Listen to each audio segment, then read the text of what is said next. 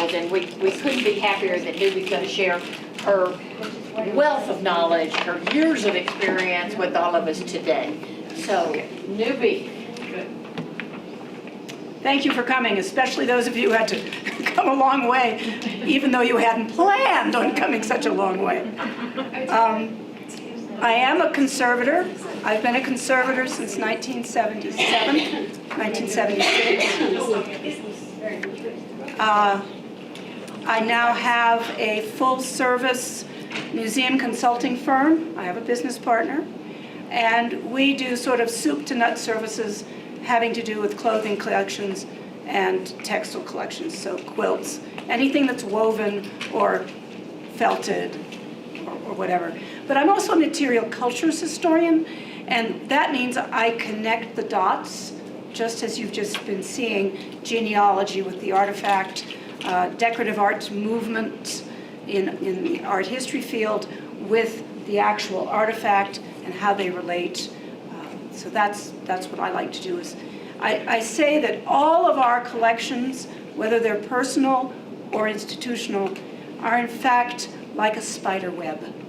Everything is related to everything else somehow with the artifact in the middle.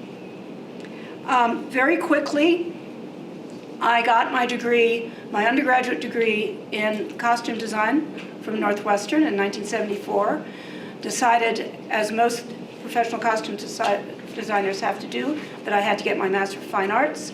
And in the middle of my training, ended up having to make some money, and I went to work for a very well-respected vintage clothing store. This was in '75, and she needed what I referred to as sophisticated mending. Well, I very quickly learned that this was not ordinary sewing. Now, I'd been sewing all my life, and making my own clothes. My mother did embroidery for the Episcopal Church. She did all the white work. I mean, there wasn't a needlework project that I hadn't been exposed to in some way, shape, or form. I'd had a needle in my hand since I was a child. But this was clearly different. At that point, there were no textile conservation programs in the university system. They didn't exist. What happened was the home economics studies fell apart. And there was this gaping hole with all of these PhD textile chemists, textile experts, sitting around these home ec departments, which had done really valuable work for many, many years. And it happened simultaneously but independently, mostly in the agricultural schools, in the ag schools.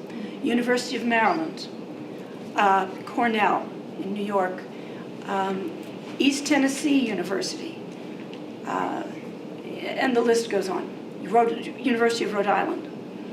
And independently, there arose this study. Also in our museums, there started to be conservators. First, we started off with paintings conservation, and then went into the decorative arts, and then eventually we ended up with some really wonderful folks who specialized in textiles. And these gals, mostly gals, some men, started publishing in the professional literature, in the journals and newsletters. So I taught myself. I went down to the Textile Museum in Washington, D.C., where I live. I got an au pair for my children, and I started reading. And it was an article in Australian Opera News about an 1880s dress that they wanted to use as the blueprint for an opera they were going to be designing. But they first had to get it to the point where it could be handled. And it was the story of how they conserved it. And we started to see on and on and on. And then the American Institute of Conservators started offering workshops. Costume Society had members. And my mentor was Dr. Margaret Ordonez, who ended up chairing the department at the University of Rhode Island. So I've been doing this for a really long time. And I've done it by the seat of my pants in some instances, but also I started out with my hometown museum in Alexandria, Virginia, which is George Washington's hometown. And I realized that the bulk of our textile treasures are in our smaller institutions. Textiles are personal. and you want to give them locally if you can. And so my outreach has always been to the smaller, underfunded institutions. And through Costume Society, we've done all kinds of programs, reaching out over the years. I've been chairman of some of them, blah, blah, blah. So I do know what I'm talking about. So let's see if I can get this thing to do. So you're walking in either to your own attic, your mother or your grandmother's attic, and your artifacts, in fact, had a past life. Surprise. They were poorly stored. Just putting it up in the attic seemed fine at the time, but just think of how hot it gets up there, how cold it gets up there. They were exposed to UV light. Even fluorescent light is bad for textiles. There was too much humidity, too little humidity. There were fires, there were floods. And then, of course, there's what we call inherent vice, and that is the inner workings of the garment and the textile itself is working against its preservation. And we're still seeing that today. Many of you have come across old lingerie where the elastic is gone. Well, that's an inherent vice. So we have the ravages of time, poor storage, which shall remain nameless as to these institutions. Damage from UV light, you can see the fading, and the desiccation, which is how brittle things get when they dry out. And by the way, if you think of textiles in the same way you think of the skin on your face, you're halfway there. Because all the things that do your face harm, do your textiles harm. You don't use, many of us here of a certain age, we no longer use scrubby pads on our faces, right? We don't use harsh creams, we don't use harsh soaps. Degradation of cellulosic textiles or cellulosic fibers. Well, we've all seen that. You put away that white cotton t-shirt in November, and you bring it out in May, and guess what? It's yellow. That just happens to cotton. It turns yellow. That's all there is to it. Acidic environments. Everything turns acidic eventually. That's a chemical reality. So the wedding dress that was put away looking clean, and it comes out of the box 30 years later because the daughter or the granddaughter wants to wear it, and it looks like somebody spit tobacco juice down the front. That was champagne. But you couldn't see it. Inherent vice, and when you're looking at your quilts in particular, you see the dye disintegration. All of these dye formulas were experiments over the years. And a lot of those experiments worked great for the first 10 years, but then they started not to work. It just is a fact. You'll see it especially in brown dyes and red dyes. Those are the harshest, depending on the components. And for dye, it's not just dip it in the bath, which we can do now, but in the old days, you had to put something called a mordant on your fabric. And the mordant was a paste of whatever chemicals were necessary for the color you wanted that made the dye that you were using actually adhere to your fabric. So that's what the print works were doing. And those mordants frequently weren't any good for longevity either. Inherent vice, and we've all seen this, shattered silk. And that comes from the process that was used starting at the second half of the 19th century, where people were weighting the silk. They were coating the fibers, either the fabric or the fibers, with chemical salts, which made the silks feel lustrous, and they made the rustle that you liked. And it made cheap silk feel expensive. Well, basically, it's rusting the fabric. Or another analogy is it's overpermed hair. It's like overpermed hair. There's no saving it. It's toast. Oh, you can preserve what's left with adhesives and so forth. But it's like a mirror or a piece of glass that's been broken. You can't ever put it back together again. And they knew about it in the period. The shipping companies knew. They knew that that bale of silk weighed far more than it should have. And if you think there isn't weighting of silk today, think again. All of those fabulous silk satin wedding gowns, they've been weighted, only now they're using starch. So if you take silk satin, which you should be able to wash, and wash it, you end up with charmeuse, which is silk without the body, and you end up with a nightgown. So even though it might say washable, be careful. More ravages of time, spills that develop over the years, insect damage, sewing thread that just doesn't hold up, insect and rodent damage. I just came from helping a friend clean out her father's house. Let me tell you something. If Walt Disney had ever had to clean up after a mouse, we never would have had Mickey. They do awful things, including make nests in your quilts, or moths, as you can see from the saddle blanket on this fabulous Steve elephant at the DAR Museum.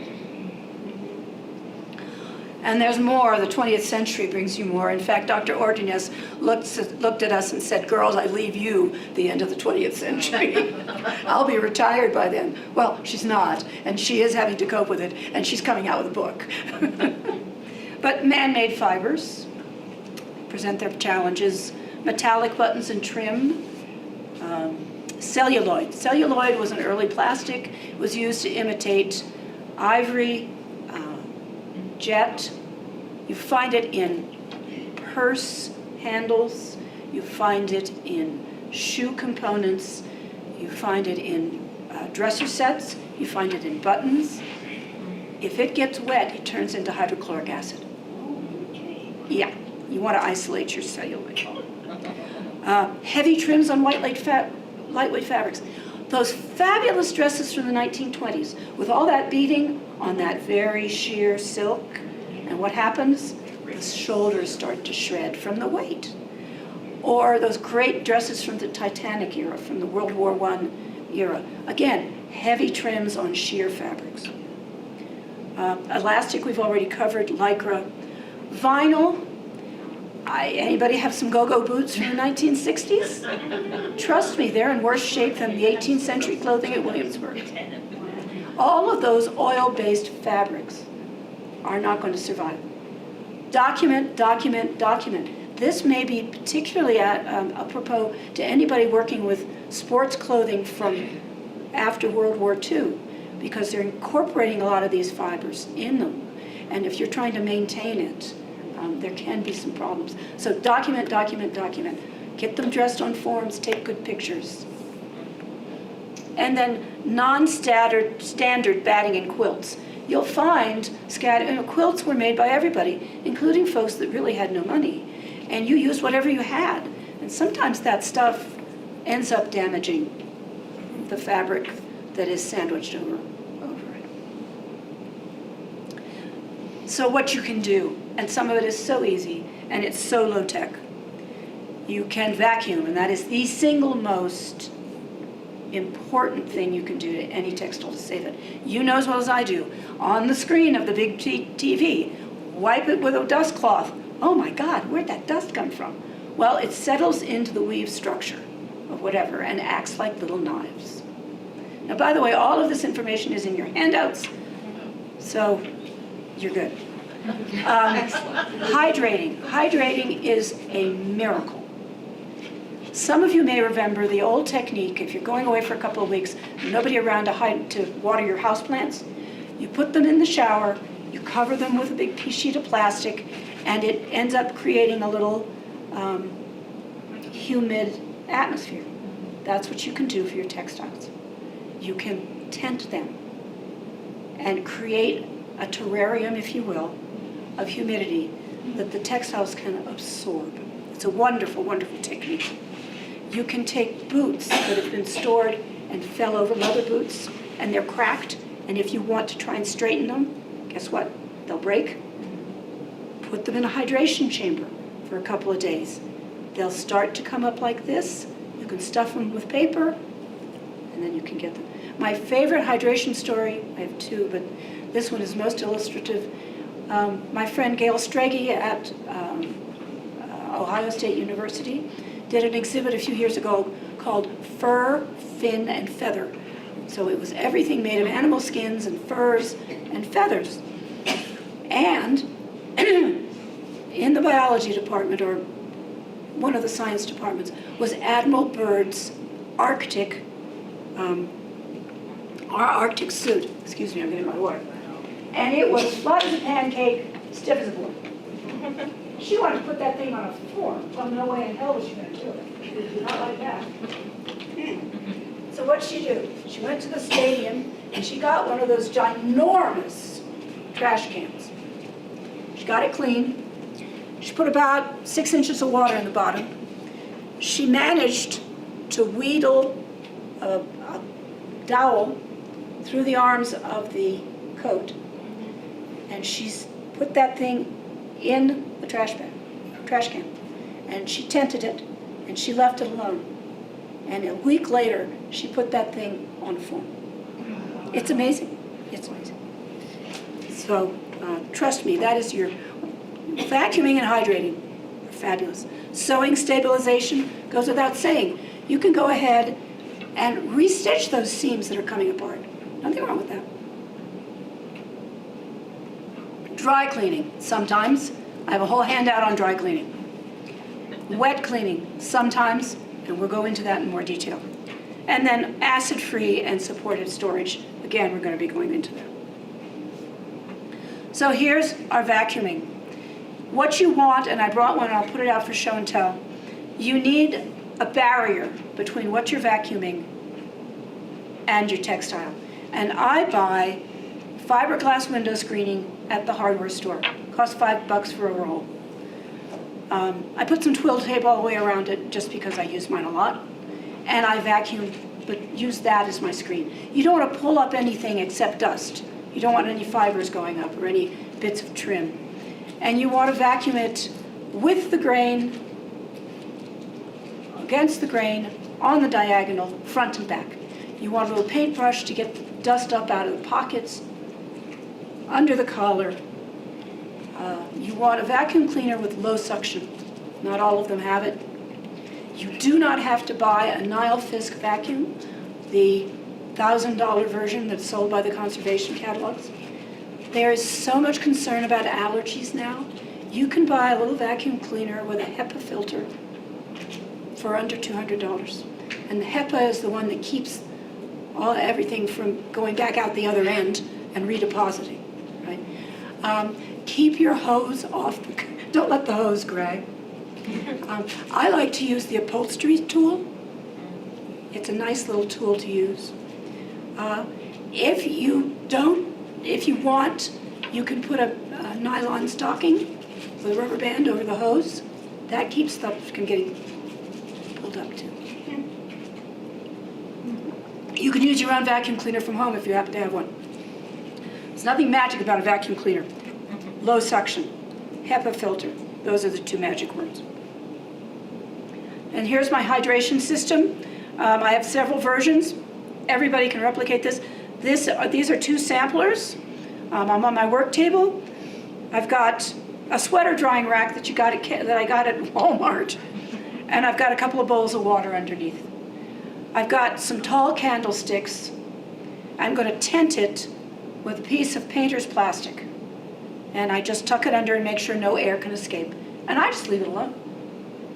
What you want to be sure of is to check it, because you don't want humidity to build up so that you end up having drops of water on top. I'll let things hydrate for a long time. I check them every day, obviously. It works miracles. I could not put a needle in those samplers because the fibers would break. I could then stitch them to a mount. I've got things on a much bigger table in the other slide. Same principle. You just need the surface that's big enough. And anybody who has cats, keep them out of the room. But you can see what I was able to do once I could get a needle in there. My husband, God love him, is a very handy man. And I had to hydrate an 18th century wedding dress from Elizabeth Monroe, who was James Monroe's wife. And we had to take it apart anyway because it had been remade in the 19th century. So each panel of silk had to be hydrated separately. He made me this great little screen. The screen, which is, again, fiberglass screening that I stretched across PVC pipe. And you can't really see, but underneath there's a support for the screen. And then PVC pipe to create a support for my plastic.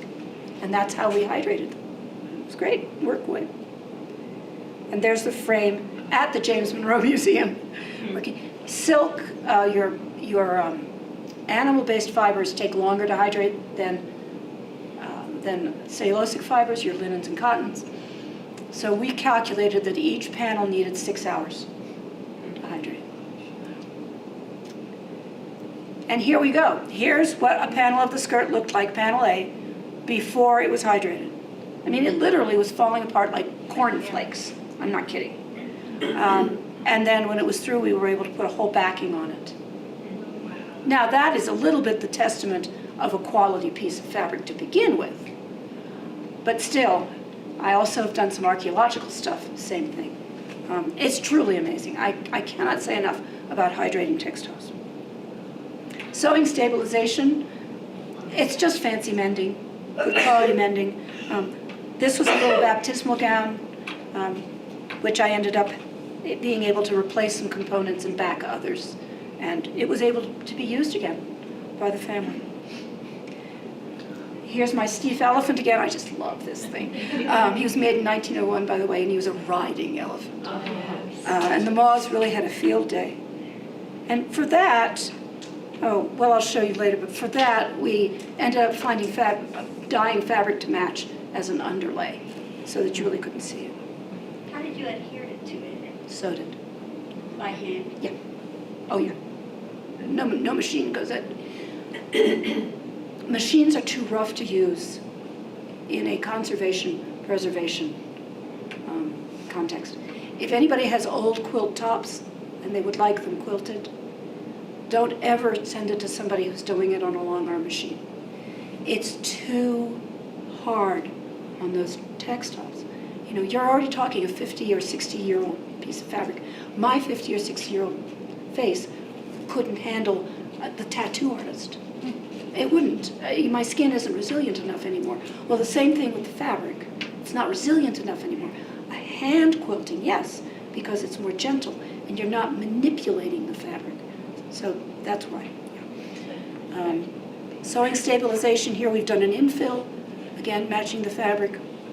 This was for the DAR Museum. That same slide I showed you before, sorry about the quality of this one. It's kind of hard to see. But here we were able to dye conservation net and put it over the brown. And it didn't make it go away, but visually it made it look okay. And you know, this is part of it. For any of you with an institution, I can't display that. You can display anything as long as it looks cared for and has a label that explains. Nobody expects a 100-year-old artifact to be perfect. They simply don't. You don't expect a 90-year-old lady not to have the occasional age spot on her. It simply isn't going to happen. My analogy for display is there's a bag lady standing at the bus stop. And you're going to go 2 steps away because she's got flies and her hair's a mess and all of that. You take that same lady, you dress her respectably, not fashionably, just respectably. She's clean, she's done her hair. Nobody's going to give her a second glance, including you. That's the difference. So yes, you can show that bodice that doesn't have a skirt. Yes, you can show whatever it is that has a stain that you know you can't get out. It's fine, as long as the visitor knows that you care about that artifact. They're happy to see it. And for God's sake, get it out of the drawer. If we don't show our children these artifacts, they're not going to know about them. And those artifacts will go away. We don't want that. That's me, I'm just an editorial, sorry. Finding a good dry cleaner. And I've got that in detail in my handout. Owner operated. A lot of these are chains. Now, right now we're in a little bit of a crisis because of the pandemic. A lot of our smaller dry cleaners may not make it. because nobody used dry cleaning services. But you do want somebody who the owner is involved in the operation. Dry cleaning is a little bit of a misnomer. Dry cleaning is not dry in the sense of not being liquid. Dry cleaning, when you wet clean something, the water actually penetrates the fiber down to the molecular level. And so when it dries, and that fiber swells, okay? Dry cleaning, the chemical doesn't penetrate. It swirls around, removing whatever is on the surface. But to be dry cleaned at a dry cleaner, the artifact is put into a machine, and the liquid is poured in, and then it is agitated to get all the soils off. Well, you know, I'm not doing those agitation. I mean, I don't do step classes anymore. And you don't want that for your vintage textile either. And then the water is drained, the liquid is drained out, the fluid, and it is subjected to very high heat to evaporate the rest of it off. Again, I'm not baking in the sun anymore. I'm not going, you just got this out of an attic. You don't want it baking in heat anymore. So dry cleaning can be problematic. But you need to be able to dry clean things. There's all there is to it. Some of these things are in a condition where not even with gloves do you want to touch them. And this is the most amazing example. My business partner did this, known Confederate officer's coat. The guy brought it to her and she said, not until it's dry cleaned. I won't touch it. Because you can get sick off of some of the stuff. I mean, these things come out of barns sometimes with God knows what kind of rodent droppings on them.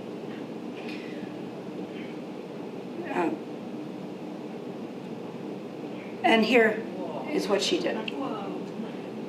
Now that's not just the dry cleaning, but it is dyeing to match the wool and doing all the stitching to hold down. Yeah. It's possible.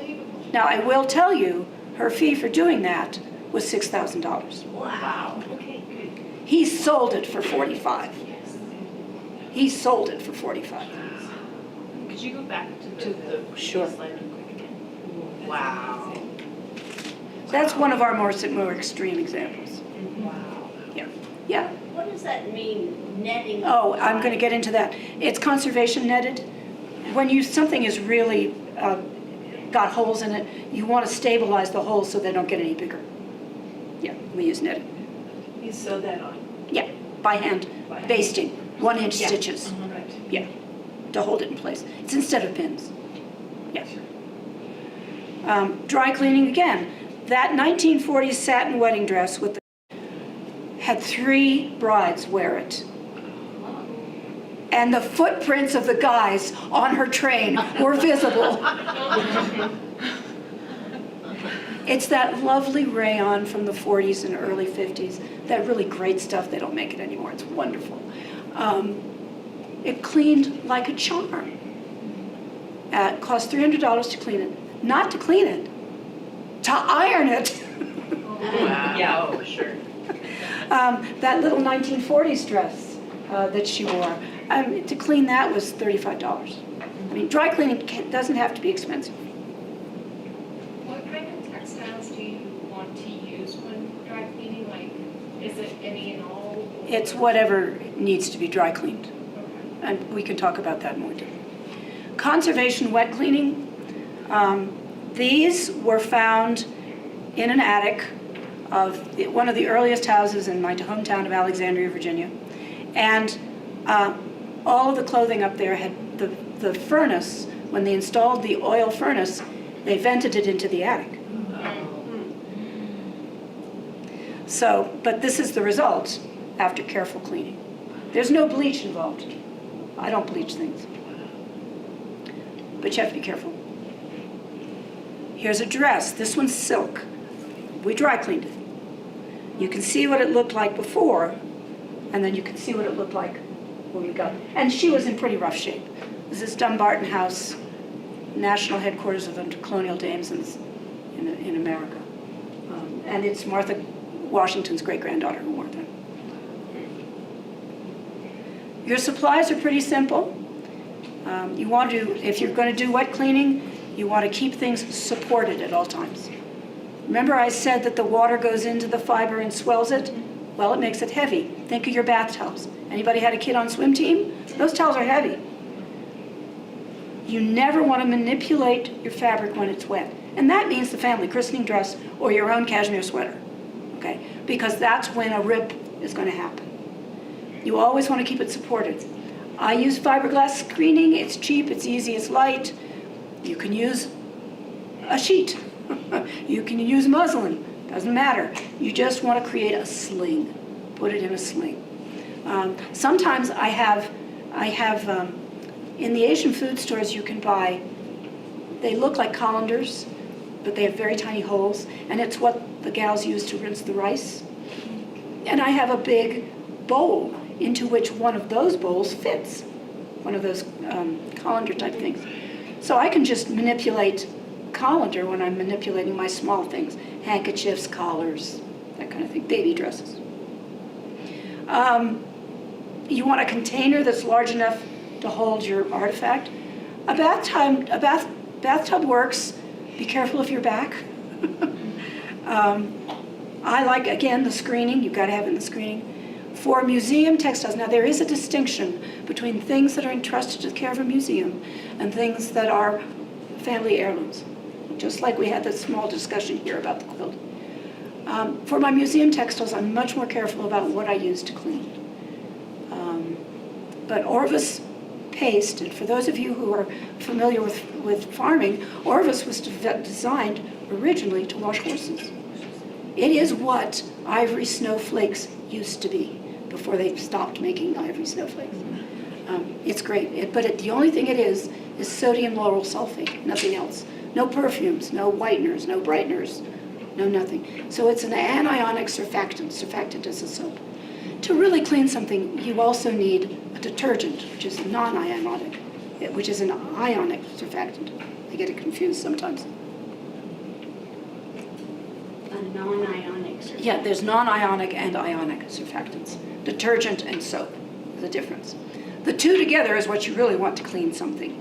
And for that you can use commercially prepared, I use all free and clear. Good old all. Sometimes you can use Dreft. But you have to be careful on all of these commercially available products that you get at the grocery store in the cleaning aisle. Make sure that the manufacturer hasn't changed the formula, because as we keep moving to synthetic fibers, they keep changing the formula because, of course, people who are buying this stuff is buying it for their own grocery, their own families. But all free and clear has both ionic and anionic surfactants. It has very minimal optical brighteners. Optical brighteners is the chemical that makes your t-shirt glow in the dark at the nightclub. Just what you want, attract more light. But if you rinse it enough, it comes out. Here's a dress for the DAR Museum, dated 1810, on a screen, soaking in a tub. I use a lot of those Rubbermaid under-the-bed storage boxes. You don't need much water, just enough. 3-4 inches is all you need. Here's what the water looked like after just plain water soaked it out. You can use tap water. If you are in a hard water area, please add Calgon. It doesn't harm the fabric at all. If you can, rinse it in distilled water the last time, because you're never really sure what's in your tap water. But just plain water is a great solvent. Here's the dress drying, supported. I've got fans running. Anything that has a dimension to it, I pad. These are actually that towel that you see was one of my daughter's swim team towels from 30 years, 20 years ago. The towel is perfectly good. It looks like hell, but it's nice and soft. It's nice and soft. And there she is, ready for display. Mystery stains. I love this, and it's a Colorado quilt. I don't know if any of you remember the community quilt movement from the 1970s and early 80s, where each community got together and each person made a square with something about their town, the church, the courthouse. Well, this is from Vail, and it was displayed in the library behind the desk. It was made by the community and put together by one woman, and one woman, I think, handed out the packets, and then she put together the quilt. And throughout the quilt, wherever there was white, it had turned brown. We still don't know why. I think, finally, determination. She must have worn hand cream. That's the only thing we can think of, is that she used hand cream. Well, the other problem with this quilt is that it's got lots and lots of embroidery on it. And I mean lots of embroidery. And there was a tiny window of time in the 80s, early 80s, late 70s, where the embroidery floss, I think, was sent overseas to be made, I think. This is a research paper that hasn't been done. Anyway, you get it wet, it explodes. I had some quilts do that to me, some cross-stitched quilts.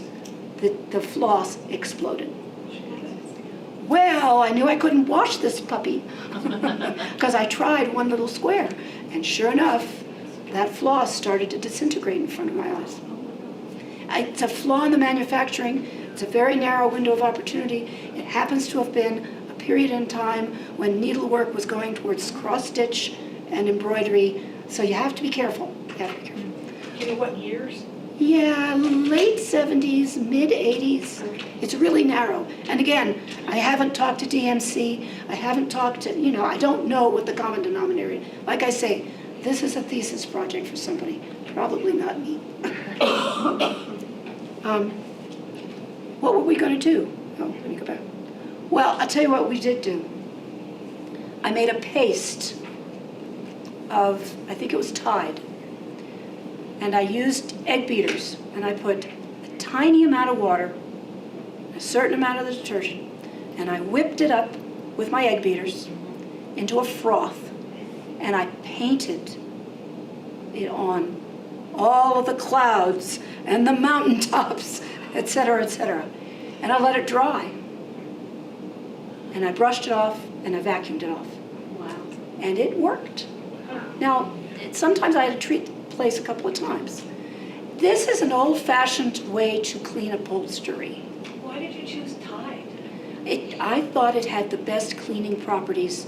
These Rather than all three or the four of us? That's right, because I thought by the time I figured out that it was what I thought was hand lotion, I thought that's grease-based. Okay. I wanted a detergent, and Tide is pure, just the Tide powder. So I mean, it was an experiment. They knew it was an experiment. This came through two other conservators who said we won't touch it. What was the concoction made? It was just Tide and a tiny bit of water. And it looked like egg whites, like a meringue. And I painted it on. If you look up in mid 20th century household handbooks, you'll find hints to Heloise. How do you clean upholstery? That's one way. It's a very useful thing to know. And as I say, be sure to rinse thoroughly, because I hope you can see all that brownish stuff on the back of that quilt. Guess what? They didn't rinse. It had been to a conservator to be washed. She didn't rinse enough. And how do you find out if it's rinsed enough? I taste the final rinse water. Oh. I'm going to taste soap. You don't swallow it. It's like a wine tasting. You spit it out. Like I said, none of this is rocket science. And you know all of this stuff already. You just haven't taken this knowledge and applied it in this particular field. So here I am washing a quilt. It happens to be my quilt. It was made in 1785 to 1795, we know from the fabrics and from the construction. She was a wreck.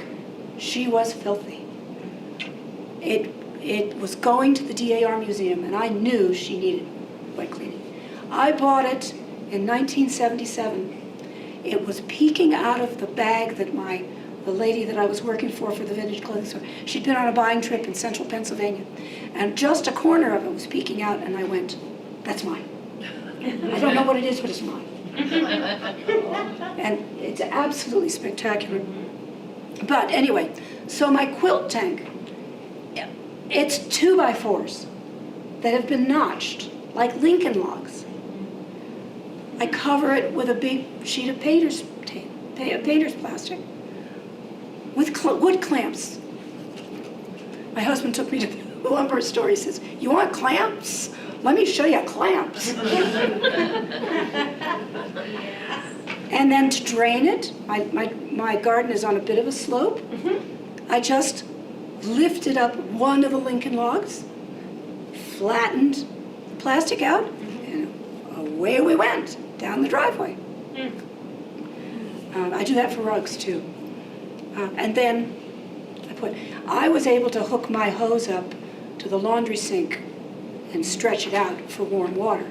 But I've also been known to just have people haul buckets of warm water initially.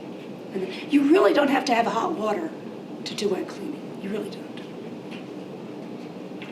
Storage systems and containers. Hanging storage. Hanging storage is the most effective kind of storage if you don't have much space. I've known collections that use dry cleaning systems where everything, because it takes up much less space, provided you've got them on decent hangers. You can have them on racks, covered with either sheets or Tyvek. Tyvek is a wonderful conservation fabric. Buy it through the conservation catalog, it costs you a fortune. Go down to your local builder. He's got all kinds of scraps hanging around. Just put it through the washing machine. Take the ink off. It's the only difference. The builder's stuff has been stamped with whatever it says. Just wash it. It's still Tyvek, and it's a great, great fabric. Hangers. We have a wonderful example of good hangers. You can make your own. It's a great intro to for your volunteers to make them. Doesn't take much skill, but you do want to cover them up. You don't want wood. Wood has acid. You don't want plastic. Plastic leaches chemicals. Also, historic garments, anything before really the 70s, because ladies from the 60s had small shoulders too.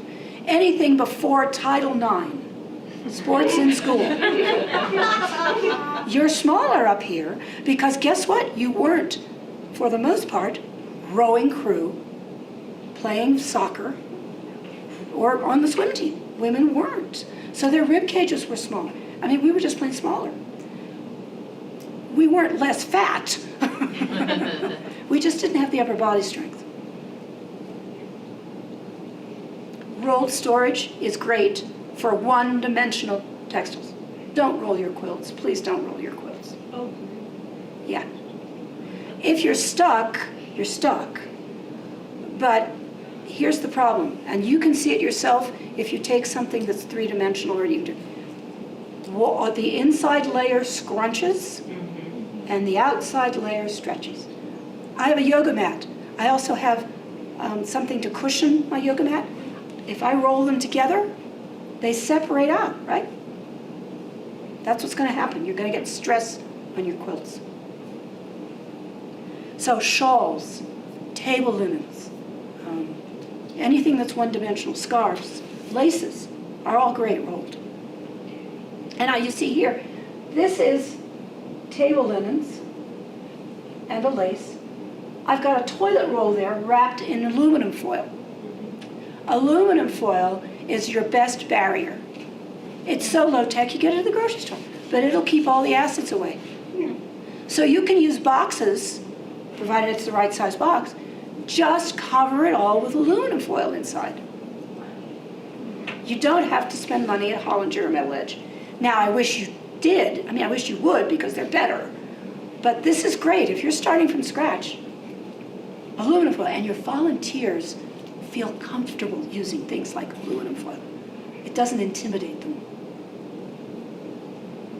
So whatever works. That table topper, I think that was a tube from the fabric store. Again, you can buy acid-free tubes. But I use mailers, I use tubes from the fabric store. You can use wooden dowels. You could even use PVC pipe covered with aluminum foil. So you go to the hardware store and get PVC pipe. It comes in all kinds of sizes. Flat storage. You can do all kinds of things. You can retrofit. This is Winter Tour on your left. They took, I think that was originally a window. They converted it into shelving. Maryland Historical Society was unpacking the attic. They had no place to put all this stuff. They made their own makeshift storage system with acid-free cardboard at the foam blocks. It worked for 6 months. It was fine until they got around to, changing out their storage. Or Big Bucks, Philadelphia Museum. Shoes and hats are clothing too. These are all mounts that were made for very little money at the Genesee Museum in New York that inherited the Susan Green collection of costumes and textiles. We'll know more about Susan Green later when we talk about quilts. She wrote the amazing Story of Textiles book, and it's on your bibliography. But again, the hat mounts are made from acid-free board that they've cut to shape. They've covered it with felt. It's great. It's just batting. Stockinette is another good thing to buy. Stockinette is what the medical folks sell. They put it on your arm before you get your cast. The Lymphoma Society sells it too for women who have had breast cancer and they have problems with swelling. But stockinette is great stuff. You buy it in 25-yard rolls, so go in with somebody else. You want to wash it first because it's starched and it's got all kind of stuff. But it's fabulous stuff. And it comes in 2-inch, 4-inch, 6-inch, and 8-inch. And 8-inch will stretch over a mannequin. So, and it'll protect, it helps protect stuff. Okay, how do we box a garment that's too big for the box? First you have your box, which is properly prepared. You have your muslin. A clean top sheet is fine. It can be used. It can have a hole or two. That's fine. But it's got to be a top sheet. Bottom sheets and pillowcases have body oils. You can't ever get rid of the body oils. Nothing that you can do will get rid of the body oils. And we all know that. We've been in our grandmother's linen closets, and there's a slight whiff. That's your body oil. It's just a fact. And it cannot be laundered out. But top sheets don't get that. So if you're using old sheets, and it's okay to use a blend. Polyester is going to be around long after we're all dead and the cockroaches have taken over. You place your garment so that as much of it is flat as possible. And you start to layer in your skirt. These are sausages made from acid-free tissue. You can make sausages out of quilt batting. You can make sausages out of tube socks. You can make sausages out of stockinette. Whatever, you just want some sausages. Again, the enemy of a textile is a crease. We've all been there. The tablecloth with the hole in the middle, because that's where it was folded. You want to fold them irregularly. And you keep folding her in, as you can see. And then the party's over, she's going to bed. How to fold a quilt. I'm going to demonstrate this later, but this is the Cliff Notes version. You want to fold it randomly at first. Don't measure it, nothing. Just take one side and flip it. 6 inches, 8 inches, 11 inches, 4 inches, doesn't matter. Flip it. Turn it around, flip the other side. Again, 6 inches, 8 inches, 4 inches. Not the same amount as you first did, but you want random. Then you start to fold it, because now you're not going to be on a crease line. And at that point, you have to figure out how to fold it to fit in the box. But random is the answer, because no matter how many times you refold that quilt, you're never going to do the random fold the same way twice. Simply, statistically, it's not going to happen. When disaster strikes. How are we doing on time? And it does. We all have disasters. There's fire and smoke, flooding and mold, moths and carpet beetles. God help you. Fire and smoke. They're the worst because everything is being burned and everything is in that ash. Plastics are in that ash. Fabrics are in that ash. Cardboard is in that ash. And it's all in your textile. It's going to need to be cleaned twice. Wet cleaning and dry cleaning. Because wet cleaning isn't going to get what was deposited from oil-based whatevers. Fire extinguisher stuff on it. But as you can see on this rug, and this is how it came out of the fire, she was lying flat on the ground. Nothing got to the surface, to the back. I forget if that's the back or not, but at any rate, one side got hit and the other side didn't. Floods. This came out of Hurricane Katrina, 2001. 18th and early 19th century lace mitts. Again, that sludge. But it wasn't oil-based. I was able to wet clean it. And to dry them, we get our newspapers in plastic sleeves. I just crumpled up a whole lot of newspapers into a plastic sleeve. I mean, a lot of plastic sleeves into another plastic sleeve. And I created a three-dimensional form to dry that lace on. Worked like a charm. Flood recovery, oh God, flood recovery. Okay, rule number 1. If you can't get it dry right away, keep it wet and freeze it. Keep it wet and freeze it. Mold is your enemy here. Mold. Dampness creates mold. And I hate to tell you, mold is everywhere. Everywhere. Until it is activated, you don't care. But you get it in a humid, warm setting, and you get a mold bloom. They call it mold bloom. And those stains, by the way, never come out. They change the fabrics at the molecular level. So handle your wet textiles with extreme caution.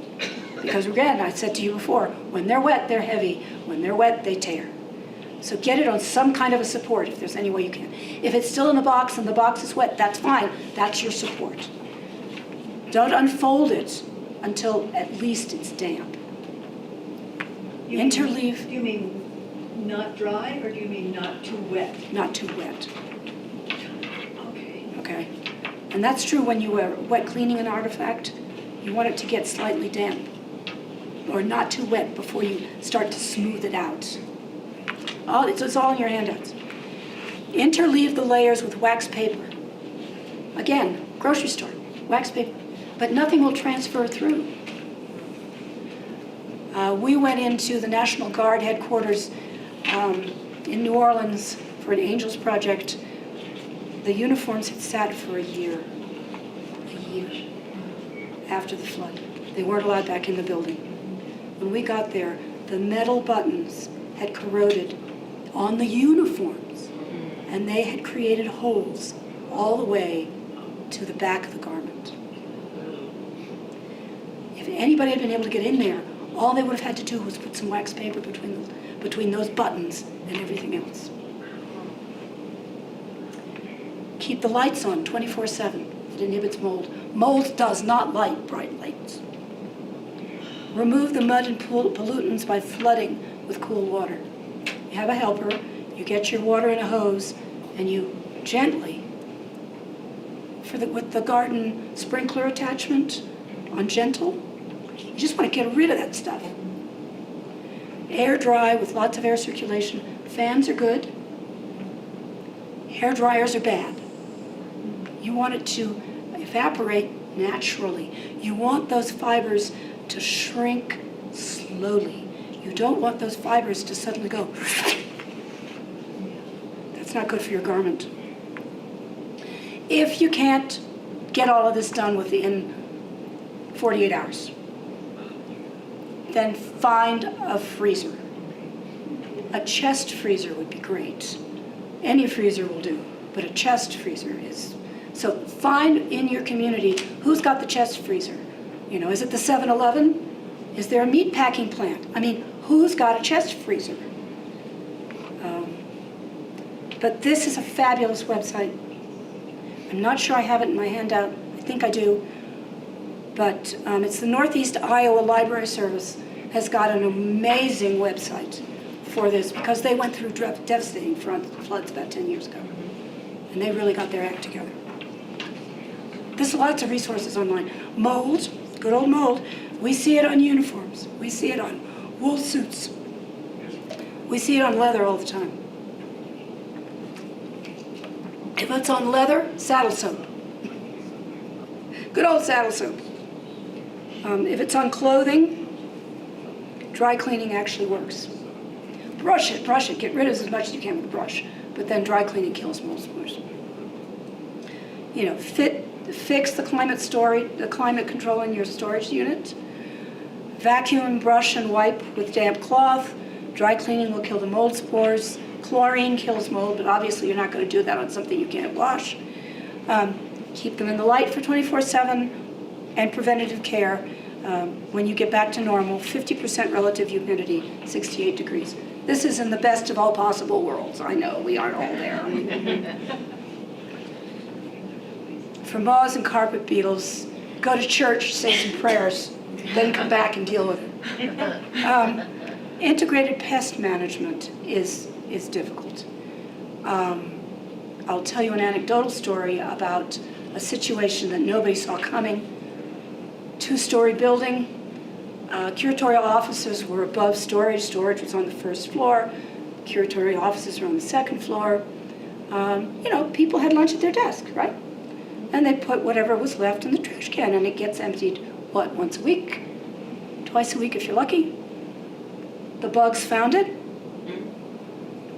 Well, there was this little tiny hole in the floor that went down into storage. This was in a museum in New York State. Follow the bugs. Find out where it started. Find your source of entry. So, okay, vacuum thoroughly. They lay webs. There are larvae in pockets. There are systems that they'll sell you to remove all the oxygen. They don't work. Dr. Ordonez had a carpet beetle in a baby food jar on her desk. Tightly sealed jar. No air. That sucker was alive for 2 years. They're awful. Okay. Pheromone traps work great for moths. You get them on Amazon, they're little boxes. You've seen them for pantry moths. You want the one for clothes moths. It traps the female. Males fly around with nothing to do. They die. So that's a really good preventative. But there is no substitute for good housekeeping. Vacuuming, dusting, making sure everything's clean. Now you can get rid of an infestation also, at least anything that's in the actual textile, by freezing. You can freeze them. And I have the how to do it in my handouts. You can also microwave. Right. I mean, you don't microwave metal. I always put a little cup of water in my microwave. I'm not talking big objects, obviously. But say somebody brings you something wonderful, a weaving that's small, and you want to put it in your collection, but you don't put anything in your collection until you know it's clean. You have to have a separate spot to put any donations until you're sure they're clean. Otherwise, you could be asking for big trouble and expensive trouble. So just put it in a big sealed plastic bag until you have time to do it. And here's the Cliff Notes version. Packs your textile in 3mm polyethylene sheeting. Ziploc bags work. Remove as much air as possible. Freeze for 48 hours. Take it out and let it thaw. Put it back in the freezer. Any larva is going to sprout, and then you put it back in the freezer to kill whatever hatched. And vacuum. the bejesus out of it. Temperature must be below 5 degrees or 20 degrees Celsius. Again, chest-style freezers. Your home freezer isn't going to do it. Commercial and residential freezers can be used. Temperature is key. Chest-style freezers are most reliable, as are walk-ins. And the frost-free cycle is okay. You will read some old postings that you shouldn't put it in the frost-free cycle. Don't worry about that, it's fine. Again, museumpest.net, solutions, low temperature treatment. There's a lot of good stuff on the internet. Just don't let it happen. You have to take everything out of storage. I'll give you another anecdote. I work for the United States Navy at the Navy Museum, which is a quasi-government private group. It's supported by the Navy Heritage and History Foundation, with an admiral in the engineers as the director. Doesn't know a museum textile from a baseball bat. Staff knew there was a mold problem in their storage. They knew it. They knew where it was. It was in the back corner. They kept asking for money. Finally, they got their money. And they did the survey. The Navy Times got word of the fact that there was mold in the collection. It was a scandal. Talk about a tempest in a teapot.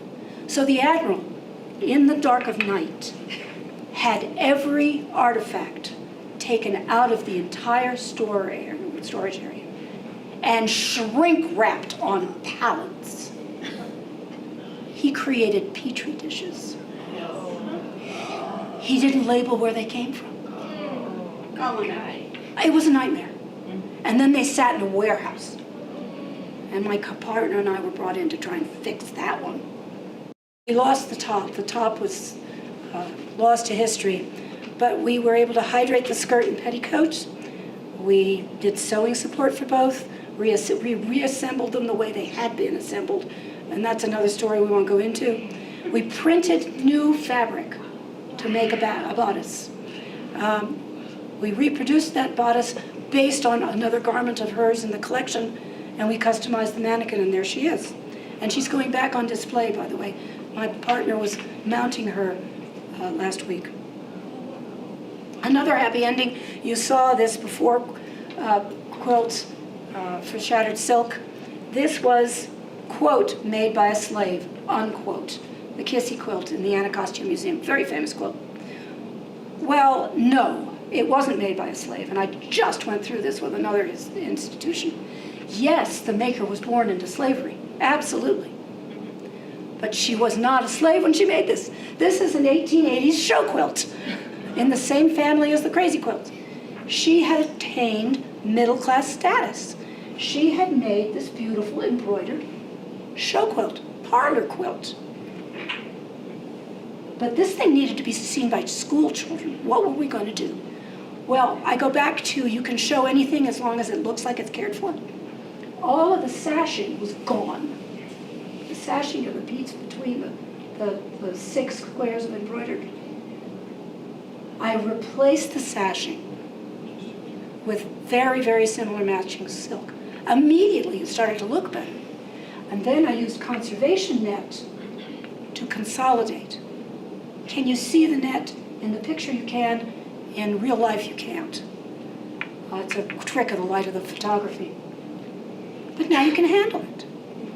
So that's a quasi-conservation restoration project. And another happy ending, a friend of mine got this in from Martha Katz Hyman, actually. It's part of her family. She was the slave curator at Williamsburg for many years. And Martha said, my grandmother made these cushions. It was from a quilt she never finished. Let me tell you, there are lots of quilts out there that weren't finished. I don't want it to look new. I want it to look like it should look. And that was hard, because it was washed out, it was faded. But we did it. And I love this picture because there's the scrap basket we plowed through to find the right scraps. Being a conservator means I have a license to be a pack rat. And this is the happiest ending of all. This quilt came to us, now, the star was already not centered on the rectangle. Oh, no. Okay. Here's what happened, and it's an Oklahoma piece. I think it's an Indian-made piece. I can't be sure. So we cut it off, fixed it, and now she has it on display. That's extreme, but it's a private piece. She wanted to save it. The important part was saved. Thank you. How long can the textile be on display? What's the? The rule of thumb for textiles is 6 months, push it to a year. So most places will trade it out every year. You don't have to trade everything out, just the garment or the quilt or the whatever.